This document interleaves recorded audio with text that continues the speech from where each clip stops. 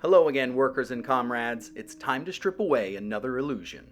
In modern capitalist society, we're told that poverty is an unfortunate reality, that some people succeed while others fail, and that's just how the world works. But with enough effort, anyone can rise above their circumstances. But as we explored in our last video, meritocracy is a lie. Poverty is not an accident. It's a requirement for capitalism to function. Without a desperate underclass, who would accept starvation wages? Who would work grueling hours with no benefits? Who would tolerate exploitative conditions just to survive? The truth is, capitalism depends on keeping wages low, making jobs scarce, and ensuring that workers are too exhausted to fight back. If poverty disappeared, so too would their power. Today we're going to be breaking down why capitalism needs poverty, how it manufactures scarcity to keep you struggling, and why the system will never eliminate the very suffering it creates. If capitalism truly rewarded hard work, who should be the wealthiest people in society? Not CEOs, not stock traders, certainly not landlords. It would be the people who keep society running, the ones who grow the food, stock the shelves, care for the sick, and teach the next generation. But instead, they struggle while billionaires grow richer doing nothing. That's not a flaw, it's intentional. The current system ensures that workers stay poor and desperate, because desperation keeps people willing to accept any conditions. But if every worker had security, if housing, healthcare, and education were guaranteed, employers would have to compete for labor by offering better wages and conditions.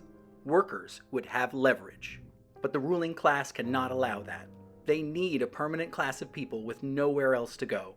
People who will work for less, tolerate the abuse, and feel grateful for the table scraps. And that's where the reserve army of labor comes in.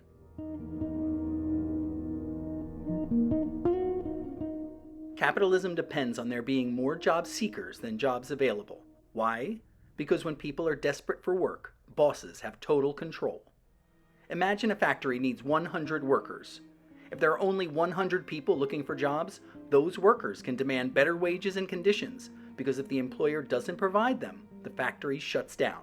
But if there are 500 unemployed people competing for those jobs, the equation changes. Now the boss can pay as little as possible, or offer no benefits, because there will always be someone desperate enough to take the deal.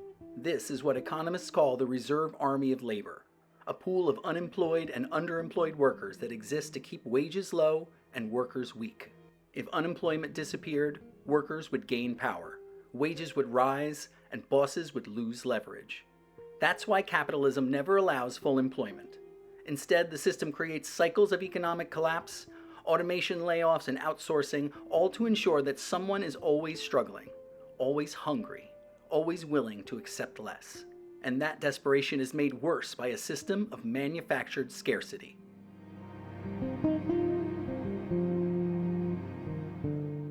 Every time workers demand better conditions, we hear the same excuse. There just isn't enough. Not enough money for universal health care, not enough resources for free college, not enough jobs to go around. But let's check in with reality. Corporations destroy millions of tons of food each year to keep prices high, landlords keep apartments vacant on purpose to drive up rent, and billionaires hoard trillions while entire cities crumble. Scarcity is not real. It's a weapon. By keeping basic necessities out of reach, the system keeps workers too exhausted, too anxious, and too afraid to fight back. A person drowning in medical debt can't risk striking for better wages. Someone living paycheck to paycheck won't speak up about unsafe conditions. And that is exactly how the ruling class wants it. Poverty is not the result of limited resources, rather the result of deliberate policies designed to hoard wealth at the top. We are told that rich people create jobs, that they are successful because they are smarter, harder working, or more deserving. But the reality is the opposite. Corporations pay workers as little as possible.